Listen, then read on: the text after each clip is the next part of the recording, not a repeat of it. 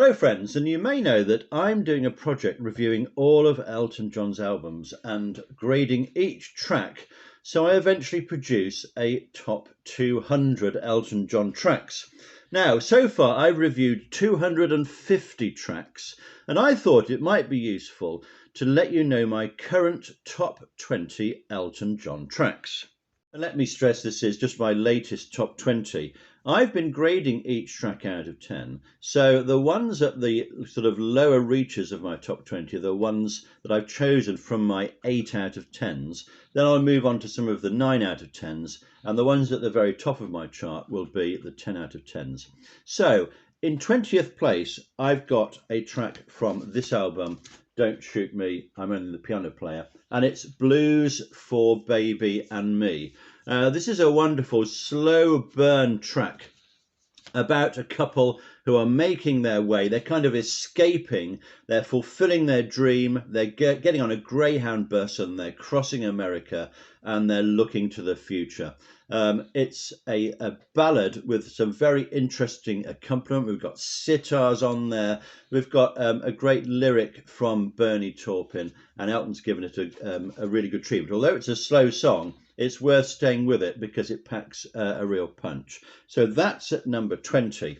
At number 19 is a track from the Caribou album, and I've gone for Ticking, a controversial song which is about a school shooter, written, as we know, in the early 1970s. It's just Elton at the piano singing a really powerful lyric. He's given it a wonderful treatment. His voice sounds great, the grand piano sounds great. It all comes together into a wonderful 6 or 7 minutes of drama. Pure talent on display, a great track.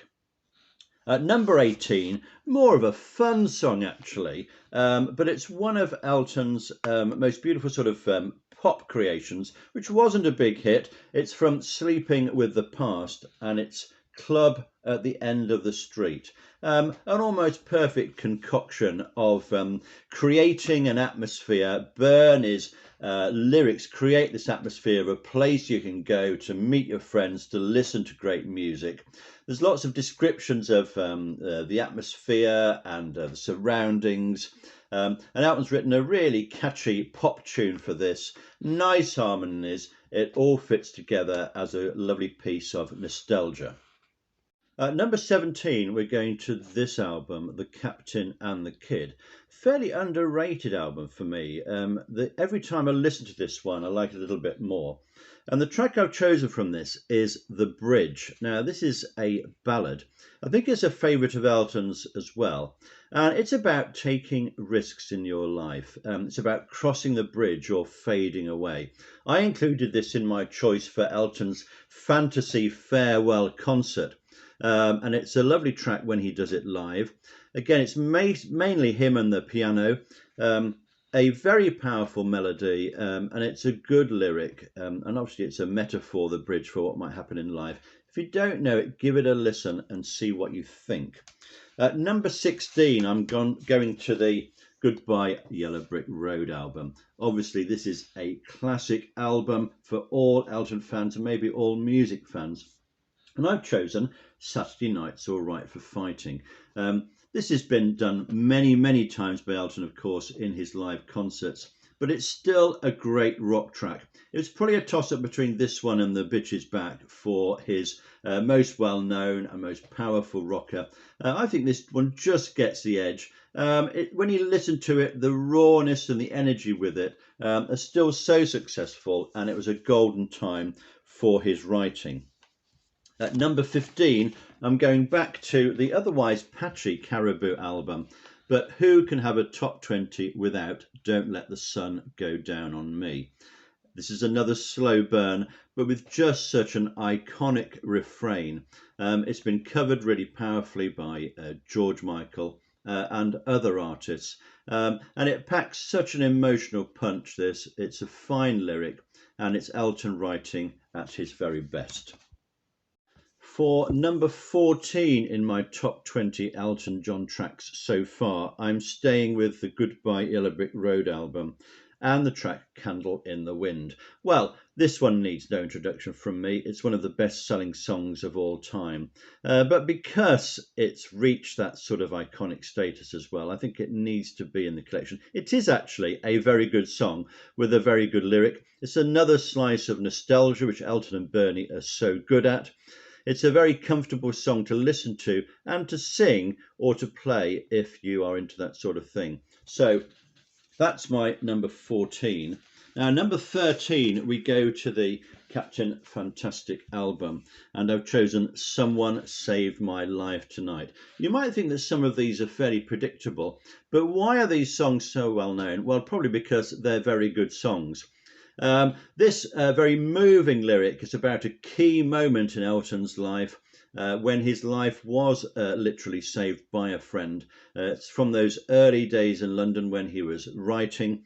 And he's given it a wonderful sort of theatrical, dramatic setting to a very good lyric. And it always impresses this when we listen to it.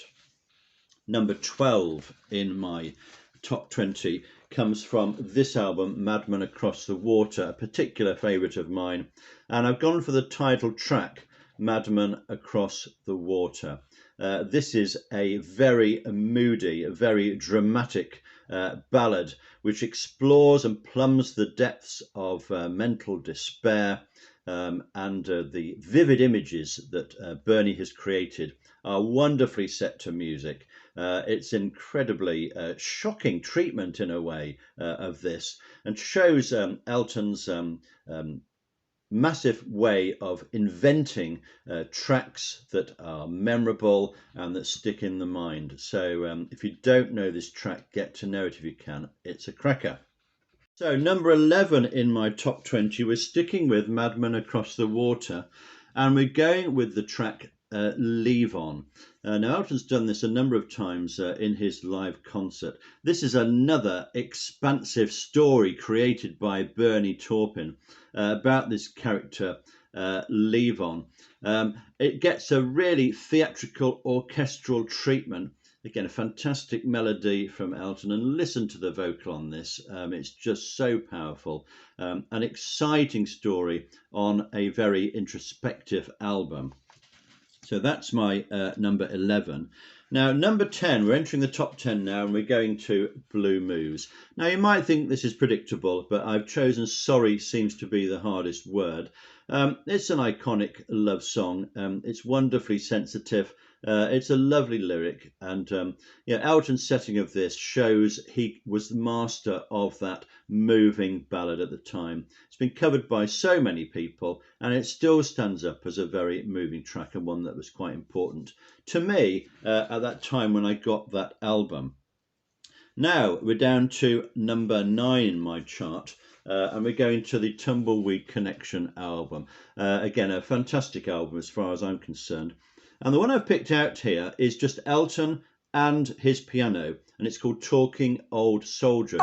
Not a particularly well-known track, this one, but this is the story of two old soldiers meeting in a bar, reminiscing about their old days, and sort of facing up to the fact that they haven't really got many friends left alive.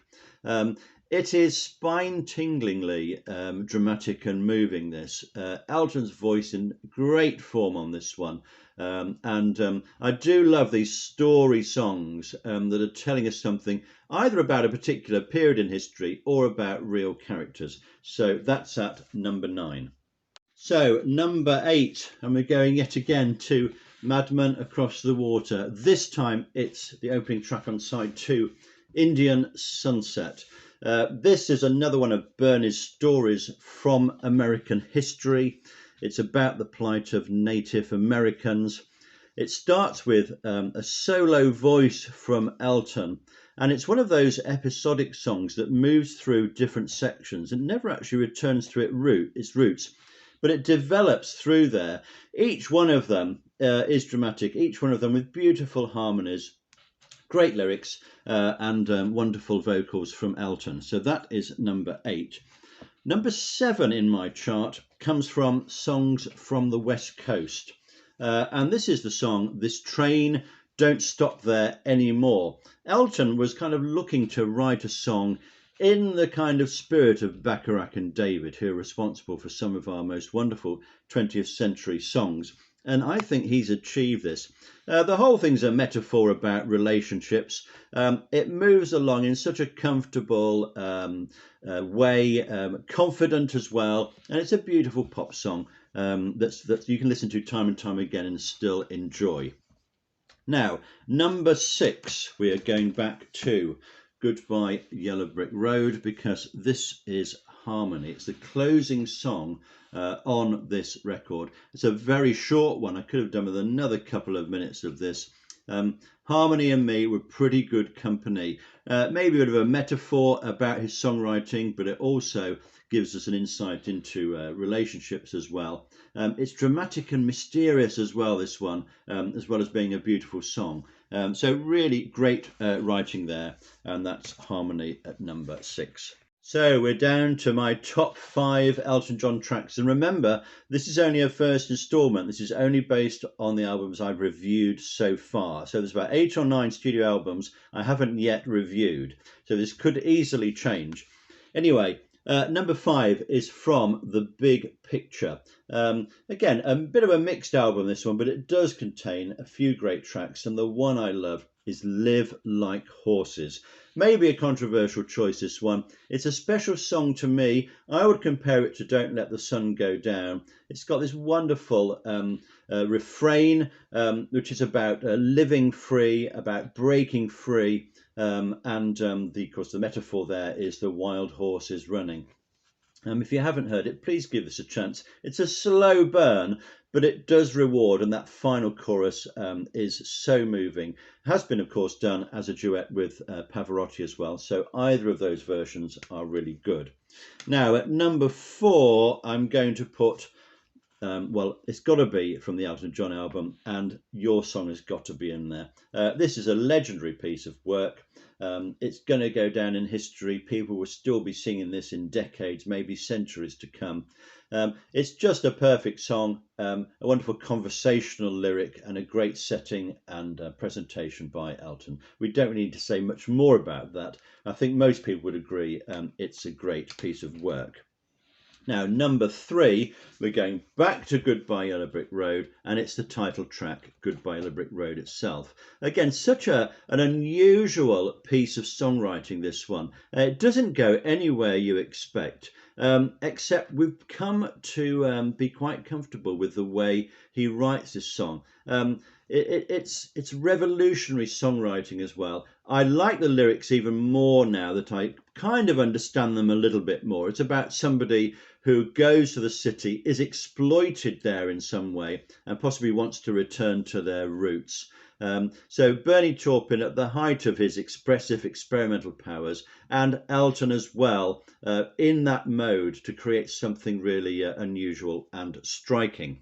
For number 2 in my top 20, I haven't got anything to show you, because this is a track that originally appeared on Empty Sky, which is the only album I still haven't got, but has been revised with different versions since then, and it is the wonderful ballad Skyline Pigeon. Now, originally it was done with a harpsichord, but Elton has re-recorded it just with a piano, and that's the version I'm choosing as my number 2 Elton John track. This is a superb ballad. It's moving. Again, we've got this metaphor of the bird flying free. It's a timeless track. It doesn't matter really when this was written, because you can still listen to it today and get so much out of it. It's moving and it's wonderfully done, and that's why we love the music of Elton John. So, a drum roll for number 1. This probably won't be much of a surprise to my regular subscribers, because I'm going back to Tumbleweed Connection, and I'm going for a deep cut on this one called Come Down in Time. It's a jazz infused track. It's a lovely lyric from Bernie Taupin about 2 people arranging for a sort of midnight tryst, a midnight meeting. One of them gets there early. They're waiting for the other one. Are they going to come down in time? The setting by Elton is perfect. His voice sounds wonderful. The whole thing is a work of genius. And of course, this has been covered by other artists, including Sting. So that is my current top 20. Remember, it might change. Please let me know below your current top 20 or your top 5 or top 3, whatever you want to send in, of all Elton John's tracks. Of course, you might want to include some of the hits like I have. You might want to dive a little bit deeper and look for those album tracks which you'd like in your top 20. So whether you send me one name of a song or all 20, I would certainly welcome your suggestions. And if we get enough, I'll do a follow-up video of your ideas.